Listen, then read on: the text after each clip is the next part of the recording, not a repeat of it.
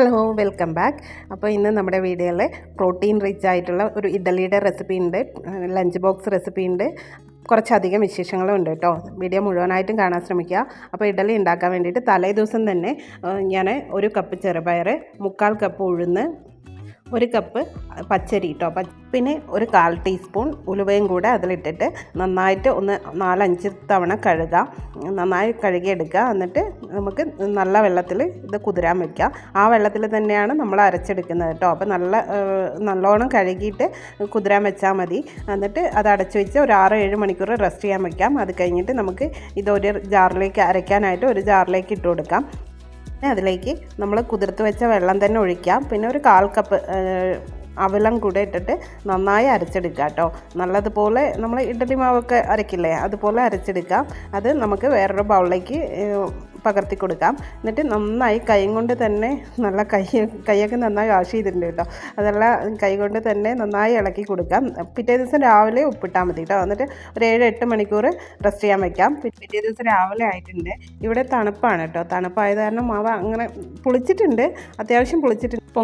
നല്ലോണം പൊങ്ങി വന്നിട്ടൊന്നുമില്ല കേട്ടോ. ആവശ്യത്തിനുള്ള ഉപ്പും കൂടെ ഇട്ട് കൊടുത്ത് നന്നായി ഇളക്കി കൊടുക്കാം. അത് കഴിഞ്ഞിട്ട് ഞാൻ ചോറിനുള്ള വെള്ളവും കുടിക്കാനുള്ള വെള്ളമൊക്കെ വെക്കുന്നുണ്ട്. അപ്പോൾ ഞാൻ ഈ സൈഡിൽ വെച്ചിരിക്കുന്നത് കണ്ടോ മാവ്, അത് ഞാൻ പുളിച്ചിട്ടില്ല എന്ന് കണ്ടപ്പോൾ രാവിലെ തന്നെ ഒരു ചൂടുവെള്ളത്തിൻ്റെ മേലെ ഇങ്ങനെ വെച്ച് കൊടുത്തതാണ്.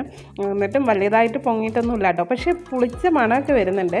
അപ്പോൾ നമുക്കിത് ഇഡ്ഡലി ചുട്ടെടുക്കാം. അപ്പോൾ അതിൽ കുറച്ച് എണ്ണ തേക്കണം കേട്ടോ, എന്നാലേ അത് പെട്ടെന്ന് വിട്ട് കിട്ടുന്നുള്ളൂ. അതുകൊണ്ട് അതൊക്കെ എണ്ണ തേച്ചിട്ട് അതിലേക്ക് മാവ് ഒഴിച്ചിട്ട് നമുക്ക് സ്റ്റീം ചെയ്തെടുക്കാം. നോർമൽ ഇഡ്ഡലി ഉണ്ടാക്കുന്നത് പോലെ തന്നെ നമുക്ക് എല്ലാം ചെയ്തെടുക്കാം. ഇത് നല്ല ഹെൽത്തി ആയിട്ടുള്ള ബ്രേക്ക്ഫാസ്റ്റ് ആട്ടോ. വെയിറ്റ് ലോസ് ചെയ്യുന്നവർക്കും ഇത് നല്ലതാണ്, കാരണം ചെറുപയറൊക്കെ ഇട്ടിട്ടുണ്ടല്ലോ.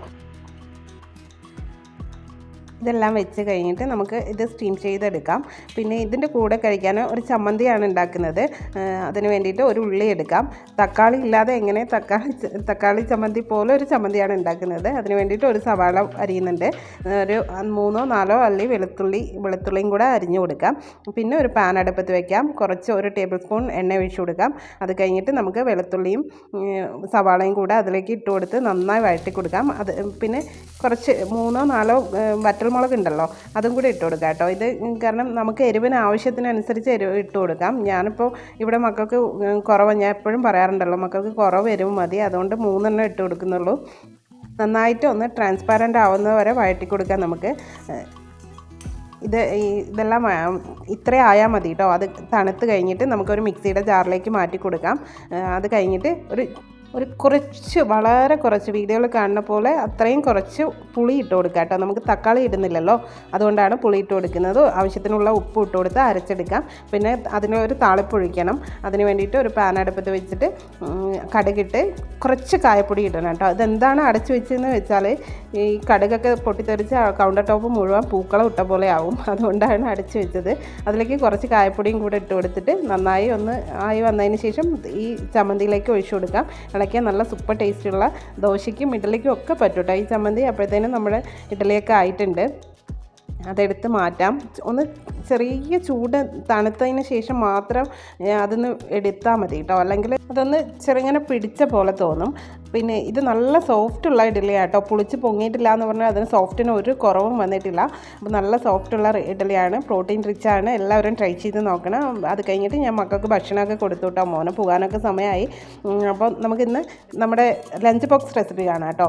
അതിന് വേണ്ടിയിട്ട് ഒരു പാൻ അടുപ്പത്ത് വെച്ച് 2 ടേബിൾ സ്പൂൺ എണ്ണ ഒഴിച്ചു കൊടുത്തിട്ടുണ്ട്. കടുക് ഇട്ടിട്ടുണ്ട്. കടുക് പൊട്ടിക്കഴിഞ്ഞാൽ ഒരു 1/2 ടീസ്പൂൺ ഉഴുന്ന് ഇട്ട് കൊടുത്തിട്ടുണ്ട്. അതൊന്ന് നന്നായി മൂത്ത് വരുമ്പോൾ ഇഞ്ചിയും വെളുത്തുള്ളി കറിവേപ്പില ചെറുതായിട്ട് കട്ട് ചെയ്തത് ഇട്ട് കൊടുക്കാം കേട്ടോ.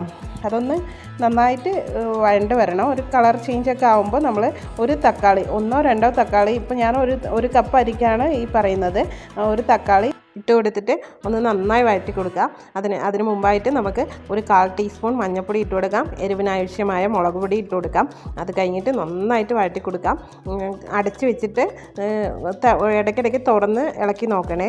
ഇളക്കി നല്ല പേസ്റ്റ് രൂപത്തിലാവുന്ന വരെ വഴറ്റി കൊടുക്കണം. ഇത് ബായ് വന്നിട്ടുണ്ട് കേട്ടോ. ഇങ്ങനെ ആയാൽ മതി. അത് കഴിഞ്ഞിട്ട് നമുക്ക് ഒരു അര ഗ്ലാസ് തേങ്ങാപ്പാലാണ് കേട്ടോ, തേങ്ങാപ്പാൽ ഒഴിച്ചു കൊടുക്കാം. എന്നിട്ട് ഒന്ന് ജസ്റ്റ് ഒന്ന് കുറുകി വരട്ടെ. ഇത് തേങ്ങാപ്പാൽ തിളപ്പിക്കാൻ പറ്റില്ല എന്നൊക്കെ പറയുന്നത് കേട്ടിട്ടുണ്ട്. പക്ഷേ ചോറുണ്ടാക്കുമ്പോൾ ഇങ്ങനെ തന്നെയാണ് കേട്ടോ ചെയ്യേണ്ടത്. അപ്പോൾ അതിനാവശ്യമായ ഞാൻ ചോറിൽ ഉപ്പിട്ടിട്ടുണ്ടായിരുന്നില്ല, അതുകൊണ്ട് ആവശ്യത്തിന് ഉപ്പ് ഇട്ട് കൊടുക്കാം. ആവശ്യത്തിന് ഉപ്പിട്ട് കൊടുത്ത് ഒന്ന് നന്നായി തിളപ്പിച്ച് കൊടുത്തിട്ട് ഞാൻ പൊന്നി റൈസാണ് കേട്ടോ എടുത്തിരിക്കുന്നത്. പൊന്നി റൈസ് എടുത്ത് അതിലേക്ക് ആവശ്യത്തിനുള്ള ചോറിട്ട് കൊടുത്താൽ മതി.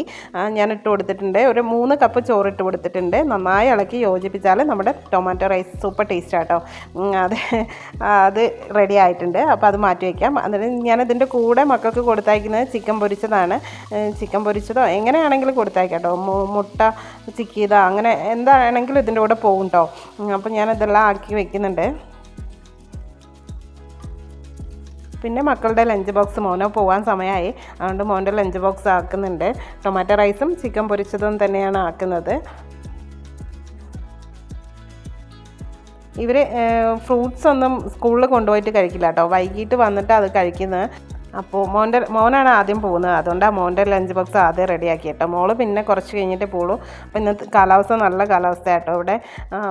കുറേ നല്ല മഞ്ഞൊക്കെ ഉണ്ട്, തണുപ്പുണ്ട്. മോന് അതുകൊണ്ടാണ് സ്വെറ്റർ ഇട്ടിട്ട് പോകണം.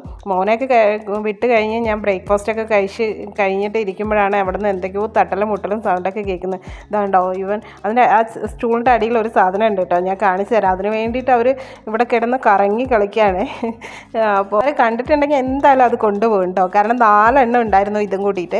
3 എണ്ണം ഓൾറെഡി അവർ കൊണ്ടുപോയി. ഞാൻ ഇതിനെ എങ്ങനെയെങ്കിലും ഒന്ന് വളർത്തിയെടുക്കണം എന്നാണ് എൻ്റെ ഒരു ആഗ്രഹം. പക്ഷെ അവർ സമ്മതിക്കില്ല, എന്തായാലും കൊണ്ടുപോകും. വേറെ 3 എണ്ണം ഇതിനേക്കാട്ടിലും വലുതായിരുന്നു കേട്ടോ. നമ്മൾക്ക് നമ്മുടെ വീട്ടിൽ ഇങ്ങനെയൊക്കെ വരുമ്പോൾ നമ്മൾ കടയിൽ നിന്നല്ല ഇത് കഴിച്ചിട്ടുള്ളൂ. അപ്പോൾ ഇതൊക്കെ വരുമ്പോൾ മക്കളൊക്കെ ഭയങ്കര ആകാംക്ഷയോടെ കാത്തിരിക്കുക കേട്ടോ. ഇത് എന്താ അതിനകത്ത് നല്ല മധുരം ഉണ്ടാവുമോ എന്നൊക്കെ അറിയാൻ വേണ്ടിയിട്ട്. അവർ കൊണ്ടുപോയപ്പോൾ ആ 3 എണ്ണം ഇതിനെക്കാട്ടിലും വലുതായിരുന്നു. അതവർ കൊണ്ടുപോയപ്പോൾ എനിക്കും മക്കൾക്കും ഒക്കെ സങ്കടമായിട്ടോ. പക്ഷേ കാര്യമില്ല, അവിടെ എന്ത് വെച്ചാലും എന്തായാലും അവർക്കുള്ളതാണത്. കാരണം ഇവിടെ അത്രയ്ക്കും കുരങ്ങന്മാരുണ്ട്. അപ്പുറത്തെ പറമ്പിൽ തമ്പടിച്ച പോലെയാണ്. അതുകൊണ്ട് ഇവിടെ ഒന്നും വയ്ക്കാൻ പറ്റില്ല, ഒന്നും നടാൻ പറ്റില്ല കേട്ടോ. ഒന്ന് നടാൻ പറ്റുന്ന ഒരേ ഒരു സാധനം പച്ചമുളക് മാത്രമാണ്. അതിലവർ കൈവയ്ക്കില്ല. പിന്നെ ചീര അങ്ങനെയുള്ള സാധനങ്ങളൊക്കെ ഉണ്ടാക്കാം. അപ്പോൾ വേറെ ഒന്നും നടാൻ പറ്റില്ല.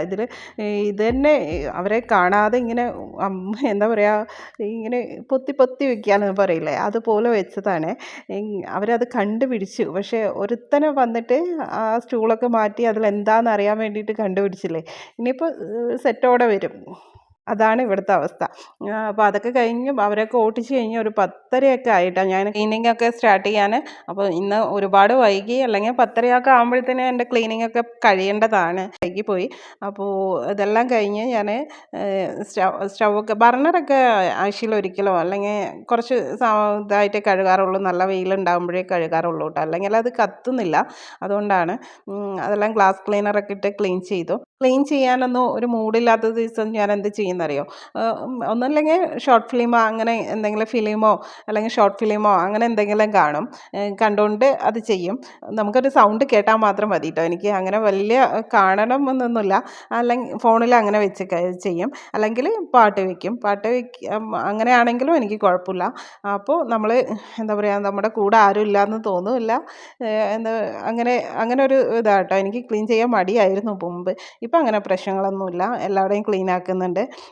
എല്ലാവരുടെയും ക്ലീൻ ചെയ്ത് കഴിഞ്ഞു കേട്ടോ. കിച്ചൺ കബോർഡൊക്കെ തുടച്ചു. അത് കഴിഞ്ഞിട്ട് എല്ലായിടത്തും ക്ലീനാക്കി, വർക്ക് ഏരിയയും പാത്രങ്ങളൊക്കെ കഴുകി എല്ലാവരുടെയും നീറ്റാക്കി. ഇന്നത്തെ വീഡിയോ ഇത്രയേ ഉള്ളൂ. വീഡിയോ ഇഷ്ടപ്പെട്ടാൽ സബ്സ്ക്രൈബ് ചെയ്യാനും കമൻറ്റ് ചെയ്യാനും മറക്കല്ലേ. Thanks for watching.